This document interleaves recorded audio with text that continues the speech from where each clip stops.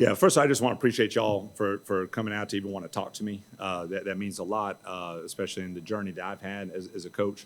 And second, I just want to say, I mean, I'm so proud of our guys. We knew we were going against an outstanding team, a team that coming in after watching film, I think Tennessee might be the best team in the country. I think Coach Barnes, if he's not the best coach in the country, he's one of the best and the most underrated coach in the country. It's phenomenal what he's done. And so we knew we might be a little bit overmatched in a game like this, but I thought our guys competed.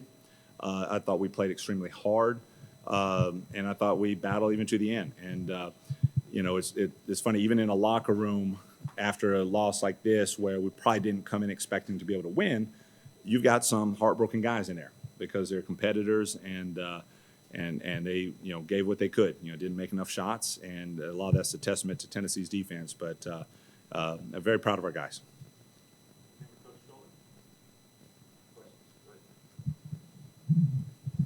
You mentioned watching film and feeling like Tennessee might be the best team in the country. What most stood out about them while preparing? Honestly, obviously the defense is phenomenal. I see them or Houston, best defense in the country. But to me, what stands out so much is how connected they are. For Coach Barnes, it's funny. I was talking to I think it was the ESPN guys before the game started. I'm so impressed with Coach Barnes because of his adaptability over the years. He's won at so many different high major programs, from Providence to Texas to Tennessee, but he's done it in different eras, and he's done it with regular college guys. Then he tried doing it with one and dones at Texas, and then he comes to Tennessee and gets this program really going. Then he does it through COVID, and now he does it through the NIL and the transfer portal area, and it's just he adapts no matter what. And so to lose Dalton Connect, who's obviously doing pretty well in the league right now, and they're even better this year, and it shows it on film. They are so connected. There is no weak link defensively. There's no weak link with not understanding their role. Everyone knows their role to a T.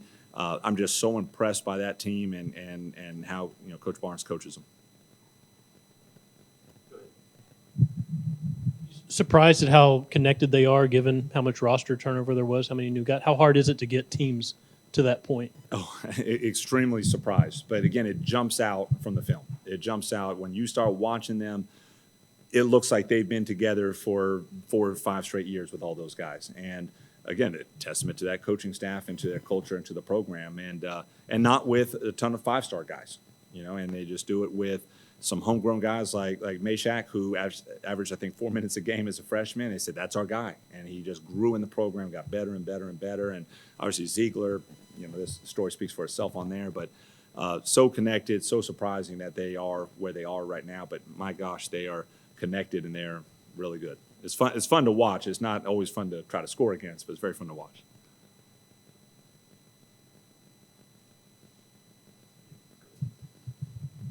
Jeremy, I wonder, just looking at your roster, this roster construction from sort of all over the world to get to Martin, Tennessee. I mean, what's that process been like in terms of? I know you brought a couple of them with you, but just how that all worked.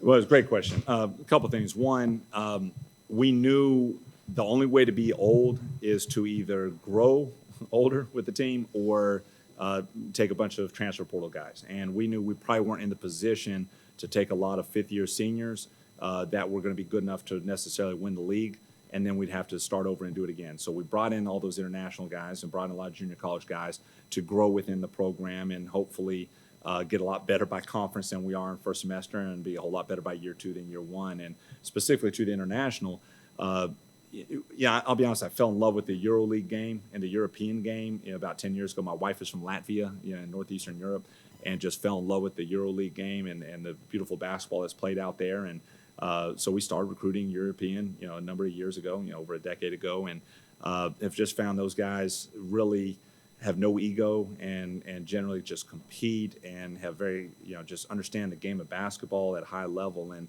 the other thing is, Martin, Tennessee is not for everyone. I love it. I mean, me and my family, we love it, but it's not for everyone. And so it's a little easier when you have a player from Serbia that says, hey, I just love basketball. I just want to be in the States, love basketball, and become a pro, to come to Martin, Tennessee, rather than selling a kid from, Chicago that says, okay, I'm going to leave the big city lights of Chicago for Martin. And so that went into it a lot as well. So, with your team construction being them all over the world, I know you talked about Tennessee's connectability. How have you been working to make your team connect to make it seem like they're playing like they've been playing forever? Great question. So probably not as well as I should have been doing it. We're connected off the floor really well. You know, these guys all love each other, and we're truly a family, which is amazing. And it's the most enjoyable guys to coach, the most enjoyable team to coach on the planet. But on the court, the connection is not fully there yet. And I think part of that has to do with the youth. You know, we've got some young guys, and we got some guys that are very inexperienced, playing Division I basketball. And so I think they're still trying to figure it out, going from being their best player at their previous school or their previous place that they were at to being connected. And so how do you get those guys as connected as we need them to be? Or, well, I guess it takes some time. It takes some time. And so we're going to get better with all that. We'll understand, our role distribution a little bit better.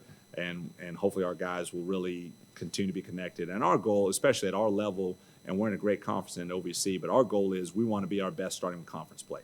We're on the road a whole lot in the non-conference, and so it's all learning experiences right now, and then hopefully we'll start hitting our stride in conference play.